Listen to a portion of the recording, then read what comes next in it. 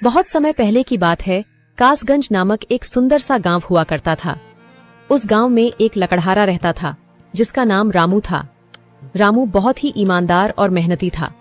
वह हमेशा अपने काम से खुश रहता था। उसके पास ज्यादा पैसे नहीं थे, लेकिन वह अपनी जिंदगी से संतुष्ट था। रामू के परिवार में उसकी पत्नी और उसके 2 बच्चे थे। रामू सेठ लालचंद के यहाँ लकड़ी काटने का काम करता था और लकड़ी काटने के बदले में सेठ लालचंद रामू को पैसे देता था, जिससे रामू और उसके परिवार का जीवन व्यापन होता था। सुमन, मैं काम पर जा रहा हूँ। आज बहुत देर हो गया है, तो तुम बच्चों को स्कूल छोड़ाना।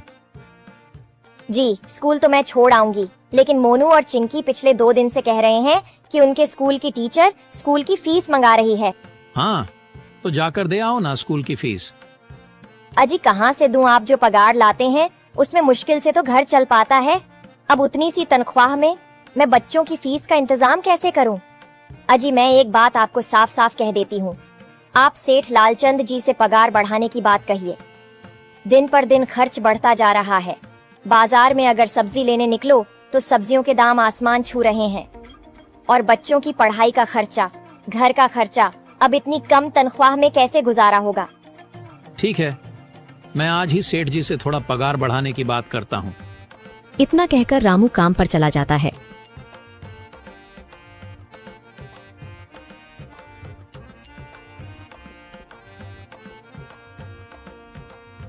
अरे भाई, आज तो पगार का दिन है। देखो, अब यह सेठ लालचंद कोई ना कोई लोचा जरूर करेगा। हमेशा कोई ना कोई बहाना बनाकर पगार कम कर देता है। और अगली बार तो मेरी आधी पगार काट ली थी, यह कहकर कि जो मैंने लालचंद जी से 200 रुपए उधार लिए थे उसका ब्याज बढ़कर 1000 रुपए हो गया है। इसलिए मैं तुम्हारी पगार में से 1000 रुपए काट रहा हूँ। हाँ हरिया भाई, तुम एकदम ठीक कह रहे हो। ये सेठ लालचंद ना एक नंबर का चालाक और लालची इंसान है।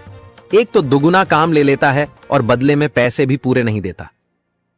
हाँ भाई, मेरे भी अगली बार सेठ लालचंद ने पगार काट लिए थे।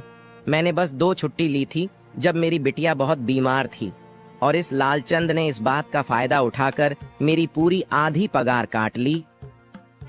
हे भगवान, बस सेठ जी, इस बार मेरी पूरी पगार दे दें।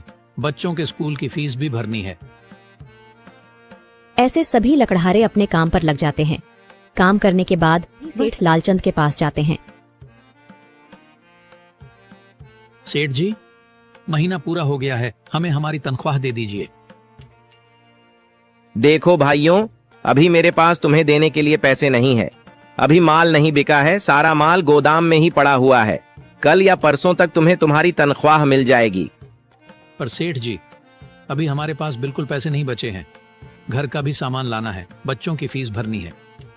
अरे मैंने कहा तो सही, 1-2 दिन और रुक जाओ, कल या परसों तक पैसे मिल जाएंगे। अभी मेरे पास पैसे नहीं है। सभी लकड़हारे निराश मन से अपने अपने घर आ जाते हैं। अजी क्या हुआ? इस बार कितना पगार मिला है? सुमन, अभी कोई पगार नहीं मिला। सेठ जी ने कहा है कि 1-2 दिन में पगार मिल जाएगा। पगार नहीं मिला? आपको तो पता है ना, बच्चों की फीस भरनी है।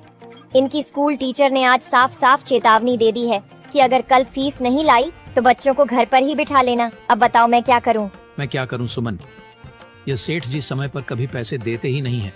अब तो बस हम इंतजार के सिवा और कुछ नहीं कर सकते। 1-2 दिन की बात है, देख लेते हैं। ऐसे ही 2 दिन गुजर जाते हैं। 2 दिन बाद सेठ लालचंद सबको पगार देता है। अरे हरिया, ये ले अपनी इस महीने की पगार। सेठ जी, यह तो बस 2000 है। मैंने तो इस महीने 3000 तक का काम किया है। हाँ, काम तो किया है, लेकिन तूने 1-1 घंटे आराम भी तो किया है। ये पैसे उसी आराम के कांटे हैं। पर सेठ जी, आपने तो कहा था 8 घंटे काम के महीने में 3000 मिलेंगे, और मैंने तो 8 घंटे काम किया और 1 घंटे आराम। देख हरिया, मुझे ज्यादा हिसाब किताब ना समझा। ये 2000 रख, अगर चाहिए तो, और अगर नहीं चाहिए तो कहीं और काम ढूंढ ले। बेचारे हरिया के पास उन पैसे को लेने की सिवाय और कोई रास्ता नहीं था। हरिया चुपचाप वह पैसे रख लेता है। रामू, ये लो तुम्हारे 2500 रुपए। पर सेठ जी, 2500 क्यों? मेरे तो पूरे 3000 बनते हैं ना। मैंने तो कोई छुट्टी भी नहीं की और ना ही कोई आराम। मैंने तो अपना सारा काम समय पर किया है। हाँ, समय पर तो किया है, पर इस समय बाजार में लकड़ियों का दाम काफी सस्ता हो गया है। इस वजह से अभी तुम्हें भी पगार कम ही मिलेगी जब तक लकड़ियों का दाम नहीं बढ़ता।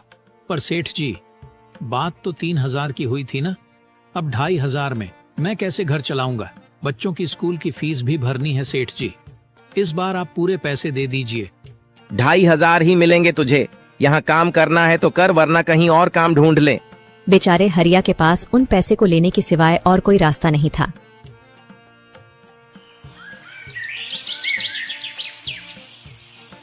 अरे भाई, यह सेठ लालचंद एक नंबर का बेईमान इंसान है। सारे पैसे अपने जेब में भर लेता है और बहाने बनाता है कि लकड़ियों के दाम सस्ते हो गए हैं। देख लेना, हम गरीबों की किसी न किसी दिन इसे जरूर हाय लगेगी। नहीं हरिया, ऐसे नहीं कहते। वह हमारे अन्नदाता है। आखिर उन्हीं के वजह से तो हमारा घर चल रहा है। अरे काहे का अन्नदाता? काम के पूरे पैसे तो देता नहीं है। पूरे महीने मेहनत करके भी क्या मिलते हैं? बस ये 2,000 रुपए। इसमें घर खर्च कैसे चलाएं? ऐसे तो हम कभी तरक्की नहीं कर पाएंगे। और हम कर भी क्या सकते हैं हरिया? हमें लकड़ी काटने की सिवा और कोई काम कहाँ आता है? और कोई काम खोलना भी चाहे तो उसके लिए हमारे पास इतने पैसे कहाँ हैं? अब जो भी हो, हमारा तो बस ये सेठ लालचंद ही सहारा है ना। कुछ देर बातें करने के बाद अपने घर की ओर निकल पड़ते हैं। जी आ गए आप। कितनी पगार मिला है? सुमन, इस बार सेठ जी ने बस 2,500 रुपए ही दिए हैं। बस 2,000? इतने में कैसे घर चलाएंगे? बच्चों की फीस में ही 1,000 रुपए निकल जाएंगे। फिर 1,500 में क्या क्या करेंगे? अब मैं क्या कहूँ सुमन, अब तुम्हें इसी में ही गुजारा करना होगा। तुम सबसे पहले बच्चों की फीस भर देना, इसके बाद बाकी का मैं देखता हूँ। अजी आप क्या देख लोगे? सेठ जी से पूरे पैसे तो मांगे नहीं गए आपसे? नहीं सुमन, मैंने सेठ जी से पैसों के लिए कहा था, पर सेठ जी ने साफ इनकार कर दिया और कहा, यह लेना है तो लो, वरना कहीं और काम ढूंढ सकते हो। मैं सोच रहा हूं कि लकड़ी काटने के बाद मैं कहीं और भी काम ढूंढ लूं। सेठ जी के यहां से काम करने के बाद मैं दूसरी जगह पर काम किया करूंगा, इससे कुछ ज्यादा आमदनी हो जाएगी। आज ही मैं सेठ जी के यहाँ पर काम करने के बाद और भी जगह काम ढूंढने जाऊंगा। इतना कहकर रामू काम पर निकल जाता है और जैसा कि रामू ने कहा था, वह लालचंद के यहाँ काम करने के बाद काम की तलाश में निकल जाता है। रामू पूरे गांव में काम ढूंढता है, दुकानों दुकानों पर जाकर लोगों से काम मांगता है, मगर हर जगह रामू को केवल निराशा ही हाथ लगती है। अंत में थक हार कर रामू वापस जाने लगता है। तभी वह देखता है कि अचानक बहुत सारे भैंसों का झुंड उसकी तरफ दौड़े आ रहा है। यह देखकर रामू बहुत डर जाता है। वह इधर उधर देखता है तो उसे एक गुफा दिखती है और वह गुफा में जाकर छुप जाता है। जब भैंसों का झुंड वहां से निकल जाता है, तब रामू की जान में जान आती है। हे भगवान, आज तो बाल बाल बच गया मैं, वरना आज तो मैं इन भैंसों के पैरों तलों तो कुचला ही जाता। पर यह मैं कहाँ आ गया? रामू यह सब सोच ही रहा था कि तभी उसकी नजर गुफा में रखी एक टोकरी पर जाती है। रामू उस टोकरी के पास जाता है। ये कैसी गुफा है? ये कैसी टोकरी यहाँ पड़ी है? इसे मैं घर ले जाता हूँ, सामान रखने के काम आ जाएगी। रामू जैसे ही उस टोकरी को हाथ लगाता है, गुफा में से एक आवाज आती है, रुक जाओ, इसे छूने की कोशिश मत करो। यह आवाज सुनकर रामू एकदम पीछे हट जाता है। तभी गुफा में एक जिन्न प्रकट हो जाता है और वह रामू से कहता है, कौन हो तुम और मेरी गुफा में क्या कर रहे हो? मुझे माफ करना, आप जो भी हो। कुछ भैंसों का झुंड मेरे पीछे पड़ गया था और उनसे बचने के लिए मैं इस गुफा में आकर छिप गया और फिर मेरी नजर इस टोकरी पर गई। माफ कीजिए, मुझे लगा यहाँ कोई नहीं है तो यह टोकरी किसी की नहीं होगी, इसलिए मैंने इसे छुआ। रामू, तुम्हें डरने की जरूरत नहीं है। मैं तुम्हारे बारे में सब जानता हूँ। मेरी नजर एक बार भी जिस पर पड़ जाती है, मैं उसका इतिहास अपनी खुली आंखों से देख सकता हूँ। पर आप है कौन और आप इतने विचित्र क्यों दिखाई पड़ रहे हैं? आप अपना परिचय दीजिए। कौन है आप? मैं एक जिन हूँ और मैं कई सालों से इस गुफा की रक्षा कर रहा हूँ। यह गुफा मेरे पूर्वजों की है। इस गुफा में केवल वही इंसान घुस सकता है जिसका मन बिल्कुल पवित्र हो। अगर तुम अपवित्र होते तो तुम इस गुफा में कभी नहीं घुस पाते। तुम एक सच्चे इंसान हो, इसलिए तुम इस गुफा में घुस पाए और इस टोकरी को छू पाए। अब तुमने इस टोकरी को छुआ है तो यह टोकरी तुम्हारी हुई। नहीं, मुझे ये टोकरी नहीं चाहिए, मैं तो बस देख रहा था। डरो मत रामू, तुम ये टोकरी ले जाओ। ये कोई साधारण टोकरी नहीं है, बल्कि यह जादुई टोकरी है। जादुई टोकरी? क्या यह वही जादुई टोकरी है जिसके बारे में हमारी दादी कहानी सुनाई करती थी कि किसी गांव में एक जादुई टोकरी हुआ करती थी और वह सबकी इच्छाएं पूरी करती थी? हाँ रामू, ये वही जादुई टोकरी है। अब तुम इस टोकरी के मालिक हो। तुम इसके इस्तेमाल से अपनी स्थिति सुधार सकते हो, पर याद रखना, तुम जो भी वस्तु इस टोकरी में एक बार डालोगे, वह चीज ही तुम्हें बार बार इस टोकरी में डालनी होगी। इसके अलावा तुम और दूसरी कोई चीज इस टोकरी में नहीं डाल सकते। अगर तुमने ऐसा किया तो इसका परिणाम तुम्हें ही भुगतना होगा। मेरी इस बात को हमेशा ध्यान में रखना और सोच समझकर बिना लालच किए इस टोकरी में वह ही सामान रखना जिसकी तुम्हें जरूरत हो। रामू टोकरी को लेकर घर आ जाता है।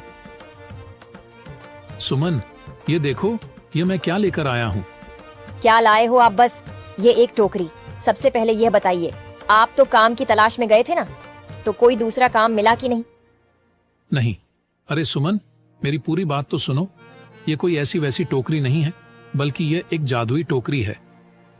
रामू सुमन को वह सारी घटना के बारे में बताता है जो उसके साथ हुई।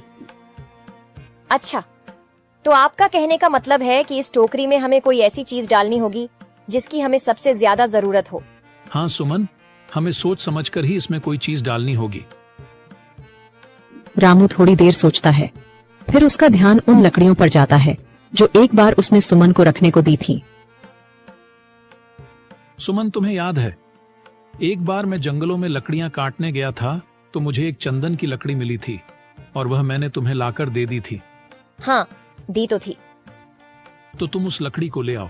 हम उस चंदन की लकड़ी को ही इसमें डालेंगे और उस लकड़ी से अपना एक व्यापार शुरू करेंगे। सुमन चंदन की लकड़ी को ले आती है और उसे टोकरी में डाल देती है। वह जैसे ही चंदन की लकड़ी उस टोकरी में डालते हैं, उसमें कई सारी लकड़ियां आ जाती हैं।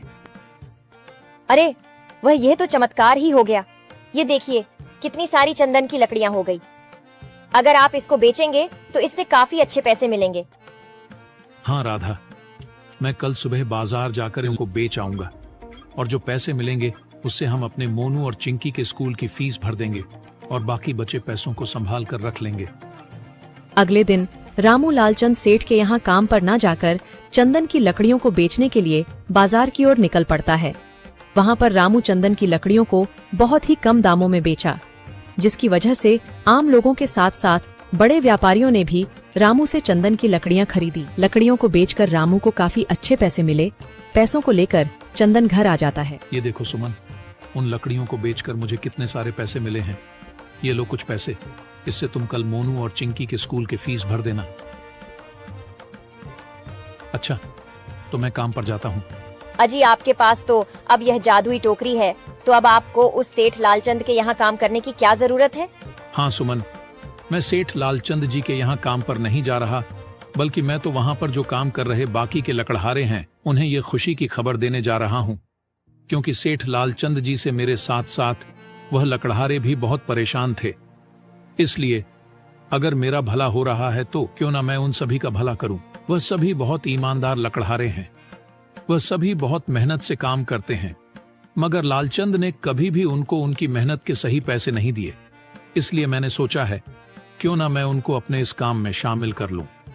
हाँ जी, बात तो आपकी बिल्कुल सही है। अगर आप सभी लोग एक साथ मिलकर काम करेंगे तो हम सब बहुत जल्द ही तरक्की